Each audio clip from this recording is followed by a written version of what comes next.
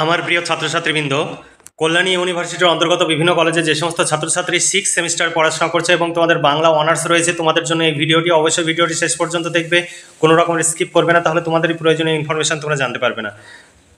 দেখো, কল্যাণী ইউনিভার্সিটির অন্তর্গত বিভিন্ন কলেজের ছাত্রছাত্রীদের জন্য 6 semester Bangla honours DSC 4 paper Bangla ও প্রাদেশিক সাহিত্য তোমাদের সিলেবাসের শিরোনামে রয়েছে। এই সিলেবাস অনুযায়ী তোমাদের মূল সিলেবাসটি যেমন তুলে ধরবো এই ভিডিওতে, সেই সঙ্গে 5 ও 10 মার্কের প্রশ্নের সাজেশন 2025 কোনগুলো পড়তে হবে এবং যেগুলোতে বেশি স্টার চিহ্ন দেওয়া রয়েছে সেই প্রশ্নগুলো খুবই ভালোভাবে পড়তে হবে, আর বাকিগুলো দেখে রাখতে হবে, কারণ বাংলা অনার্সে পুরো ডিটেলসে সিলেবাস অনুযায়ী যদি না পড়ো তাহলে কিন্তু পরীক্ষায় কমন পাওয়া ভীষণ টাফ হয়ে যাবে। তাই অবশ্যই আমাদের যে সিলেবাস অনুযায়ী যে নোটস রয়েছে, সাজেশন রয়েছে, সেই নোটস যদি সংগ্রহ করতে চাও প্রতি পেপারের জন্য 250 টাকা পেমেন্ট করতে হবে, 4টি পেপারের জন্য মোট 1000 টাকা পেমেন্ট করতে হবে। এর বাইরে তোমাদের কিচ্ছু পড়তে হবে না, শর্ট প্রশ্ন বড় প্রশ্ন কমপ্লিট উত্তর সহ পেয়ে যাবে, আর পরীক্ষায় 100% কমন পাবে।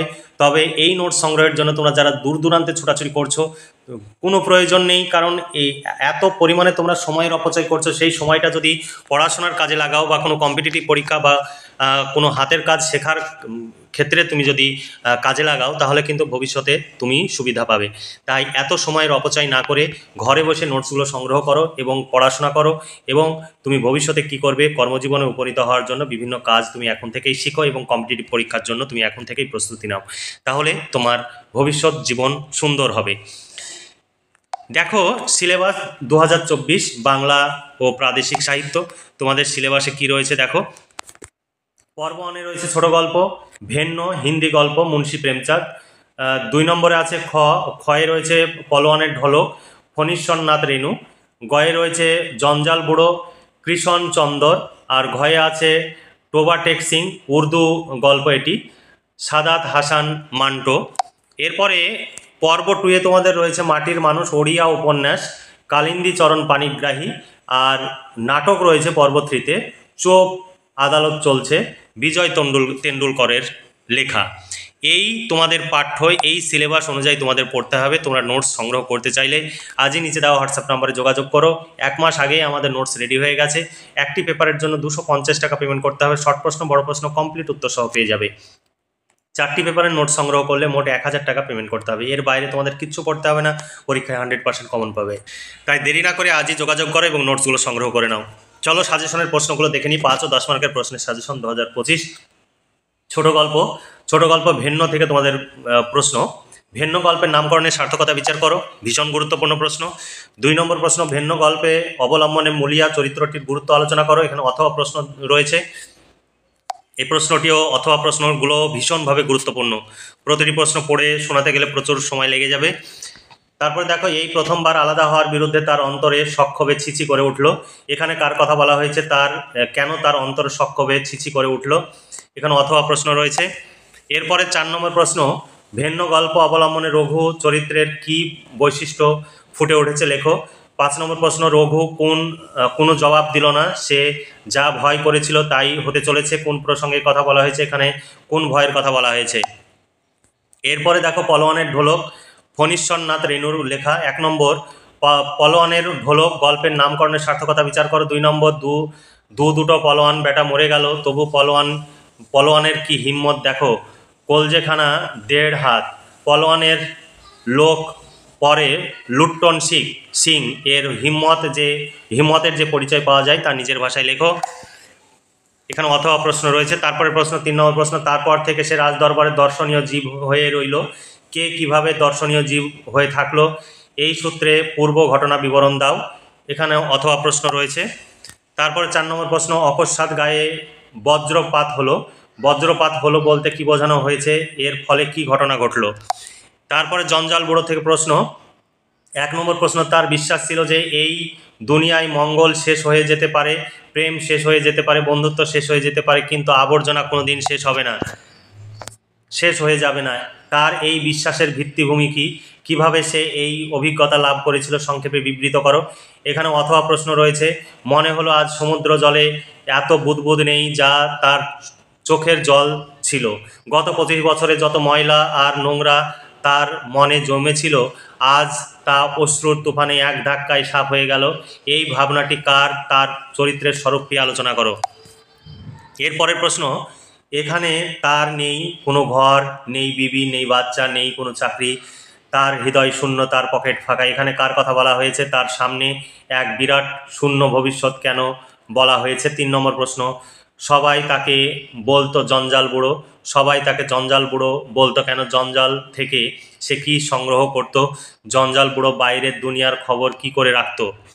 এরপরের প্রশ্ন, দুলারি স্বামী জঞ্জাল বুড়ো হয়ে উঠল কিভাবে? জঞ্জাল বুড়োর জীবনের কি পরিবর্তন ঘটলো? এরপরের প্রশ্ন, টোবাটেক সিং থেকে টোবাটেক সিং গল্পের নাম বিষয়বস্তু আলোচনা করো, বা টোবাটেক সিং গল্পের আসল পাগল কারা বলে মনে হয়? তোমার বক্তব্যের সপক্ষে যুক্তি দাও। 2 নম্বর প্রশ্ন, টোবাটেক সিং গল্পের নামকরণের সার্থকতা বিচার করো। ভীষণ গুরুত্বপূর্ণ প্রশ্ন।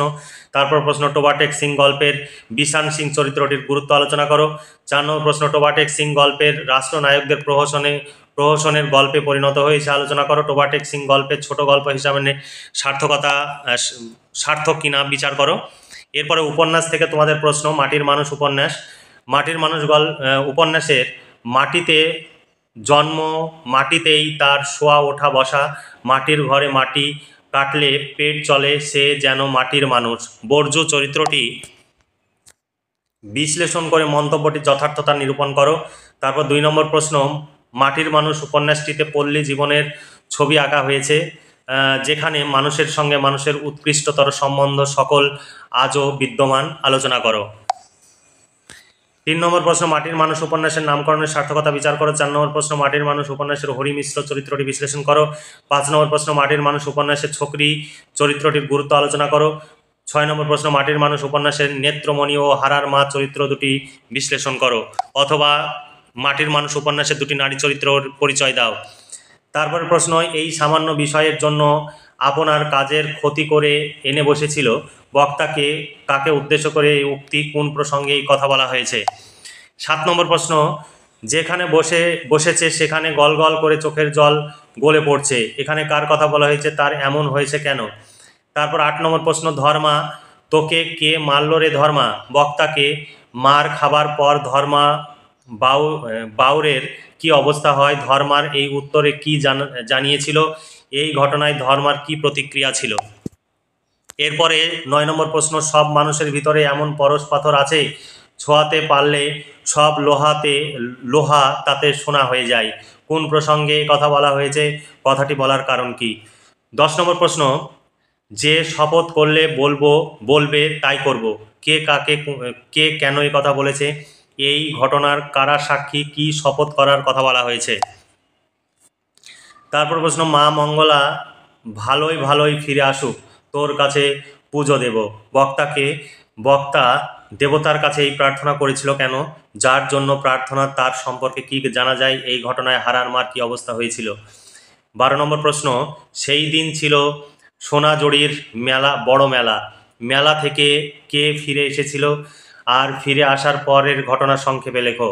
13 নম্বর প্রশ্ন, শাম প্রধানের অর্থাৎ প্রধান পদবী ছোট কুড়ে ঘরটি সেই গ্রামে, তার স্থানে বিশ্ব ব্রহ্মাণ্ডের তুলনা কতটুকু অণু না পরমাণু পরিমাণ, কে তার হিসাব করবে? শাম প্রধানের পরিবার ও ঘরের সম্পর্কে আলোচনা করো। এবার নাটক চোপ আদালত চলছে, বিজয় তেন্ডুলকরের লেখা। এই নাটক থেকে তোমাদের প্রশ্ন, তাই আদালতে এই রায় দিয়েছে যে তুমি বেঁচে যাবে, কিন্তু তোমার গর্ভস্থ সন্তানকে মেরে ফেলা হবে। বক্তাকে তার এই রায় দেওয়ার কারণ আলোচনা করো। 2 নম্বর প্রশ্ন, চোপ আদালত চলছে নাটকে কেন্দ্রীয় চরিত্র লীলা বেনারের ব্যক্তি সত্তার স্বাস্থ্যবোধ নিষ্পেষিত হওয়ার মধ্য দিয়ে নাট্যকার ভারতবর্ষের সমাজ কাঠামোর নারীদের অসহায় অবস্থার যে ছবি তুলে ধরেছেন তা আলোচনা করো। এখানে অথবা প্রশ্ন রয়েছে। তারপরে প্রশ্ন 3 নম্বর প্রশ্ন, চোপ আদালত চলছে নাটকের সংলাপ কতটা সাফল্য লাভ করেছে তা আলোচনা করো। তারপর 4 নম্বর প্রশ্ন, সুখাত্মের চরিত্রটি বিশ্লেষণ করো। 5 নম্বর প্রশ্ন, আদালত যেন তাকে করুণা প্রদান না করে, উপরন্তু তাকে যেন সবচেয়ে জোরালো শাস্তি দেওয়া হয় তার জঘন্য অপরাধের জন্য, কে কোন প্রসঙ্গে এই কথা বলেছে? বক্তার চরিত্রটি বিশ্লেষণ করো। এখানে অংশটি একটু মিস্টেক হয়েছে। তারপর প্রশ্ন, চোপ আদালত চলছে নাটকের গান ও কবিতা ব্যবহারের সার্থকতা আলোচনা করো। এখানে অথবা প্রশ্ন রয়েছে।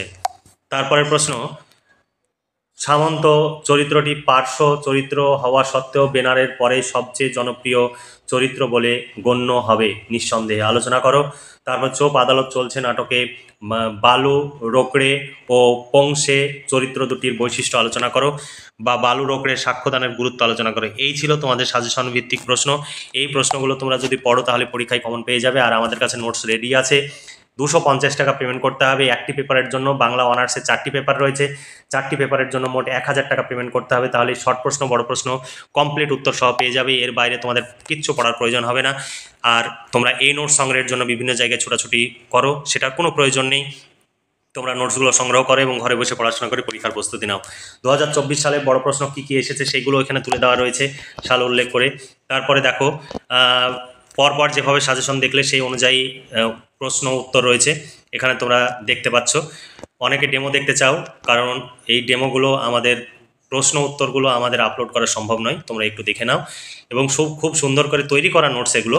এ নয় যে তোমরা খুব কঠিন ভাষায় আছে এমন নয়, এমনভাবে নোটসগুলো তৈরি করা হয়েছে যাতে তোমাদের একটা নোটস পড়লেই পরবর্তী নোটসগুলো পড়তে সুবিধা হয়, সেইভাবেই তৈরি করা আছে। তোমরা নোটসগুলো সংগ্রহ করলে ভীষণভাবে উপকৃত হবে এবং খুব সহজেই মনে রাখতে পারবে এবং পরীক্ষায় 100% কমন পাবে। তাই দেরি না করে আজই যোগাযোগ করো এবং নোটসগুলো সংগ্রহ করে নাও। আমাদের ফিক্সড প্রাইস, এখানে কোনো রকমের দামাদামি হয় না, কেউ দামাদামি করবে না। এটা তোমাদের প্রতি আমাদের রিকোয়েস্ট। তোমরা চাইলে নোটসগুলো সংগ্রহ করতে পারো। প্রতি পেপারের জন্য 250 টাকা, 4টি পেপারের জন্য মোট 1000 টাকা। তোমরা চাইলে নোটসগুলো সংগ্রহ করো, কোনো রকমের দামাদামি হয় না, একদম ফিক্সড প্রাইস। তাহলে তোমরা অবশ্যই আমাদের সহযোগিতা করবে, আমাদের পাশে থাকবে, তবেই আমাদের এই কাজ করা সম্ভব হবে, নইলে আমাদের পক্ষে এই কাজ করা সম্ভব নয়। তাহলে তোমাদের একান্তই সহযোগিতা কামনা করি।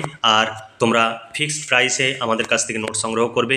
কেউ কটু কথা বলবে না, প্রয়োজনের অতিরিক্ত কথা বলবে না। ইউনিভার্সিটির নাম, সেমিস্টার এবং পেপার উল্লেখ করে মেসেজ করবে, বিষয় উল্লেখ করে মেসেজ করবে। তাহলে আজকে এই পর্যন্তই। তোমরা ভালো থেকো, সুস্থ থেকো এবং খুব ভালোভাবে পড়াশোনা করে পরীক্ষার প্রস্তুতি নাও।